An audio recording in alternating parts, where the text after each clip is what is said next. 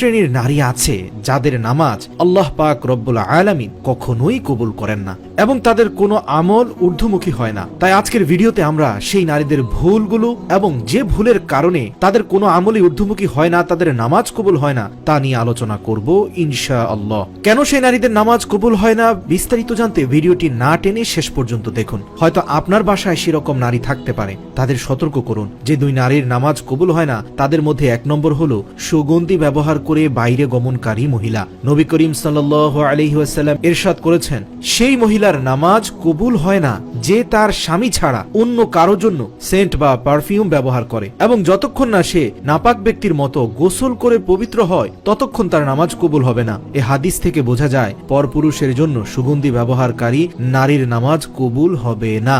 অন্য আরেকটি হাদিস রয়েছে, হযরত আবু হুরায়রা রাদিয়াল্লাহু তাআলা আনহু হতে বর্ণিত, রাসূলুল্লাহ সাল্লাল্লাহু আলাইহি ওয়াসাল্লাম ইরশাদ করেছেন, যে নারী সেন্ট ব্যবহার করে মসজিদে আসে আল্লাহ পাক তাহার নামাজ তখন কবুল করেন ঠিক যেমনটি একজন অপবিত্র ব্যক্তি ওযু গোসল ছাড়া মসজিদে আসলে কবুল করেন। হযরত জাবের রাদিয়াল্লাহু তাআলা আনহু হতে বর্ণিত, তিনি বলেন, রাসূল সাল্লাল্লাহু আলাইহি ওয়াসাল্লাম বলেছেন, তিন ব্যক্তির নামাজ কবুল হয় না এবং তাদের কোনো আমল ঊর্ধ্বমুখী হয় না। তার মধ্যে এক নম্বর হচ্ছে পলাতক গোলাম, যতক্ষণ না সে মালিকের কাছে ফিরে আসে। দ্বিতীয় নম্বর হচ্ছে যে স্ত্রীর উপর স্বামী অসন্তুষ্ট থাকে।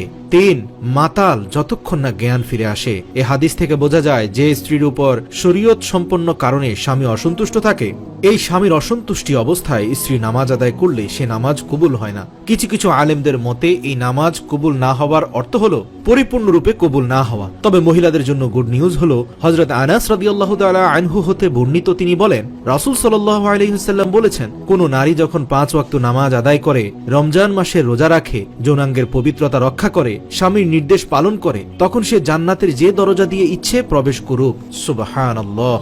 সেই প্রেক্ষাপটে প্রত্যেকটি নারীর উচিত তার স্বামীকে সন্তুষ্ট রাখা। আর কোন স্বামী যদি মনে করেন যে আপনি অসন্তুষ্ট হলেই আপনার স্ত্রী এই ক্ষতির সম্মুখীন হবে, তা কিন্তু নয়। এখানে শরীয়ত সম্মত ওজর থাকতে হবে। অনেক বদমেজাজি স্বামী রয়েছেন, ছোটখাটো বিষয় নিয়ে স্ত্রীর সাথে লেগে যান বা তার উপর অসন্তুষ্ট হয়ে বসেন। মূলত আল্লাহর দৃষ্টিতে স্বামীর অসন্তুষ্টির পিছনে সুস্পষ্ট কারণ থাকতে হবে এবং সেটি যদি স্ত্রীর ভুলের কারণে হয় তখনই সেই স্ত্রী ক্ষতিগ্রস্ত বা গুনাহগার হবে। আল্লাহ রাব্বুল আলামিন আমাদের প্রত্যেকটি মা বোনকে এই দুইটি গুরুত্বপূর্ণ ভুল থেকে শুধরে নেয়ার এবং সদা সতর্ক থাকার তৌফিক দান করুক, যাতে আমাদের প্রত্যেক মা বোনেরই নামাজ এবং রোজা আল্লাহ রাব্বুল আলামিনের দরবারে কবুল হয়ে যায়।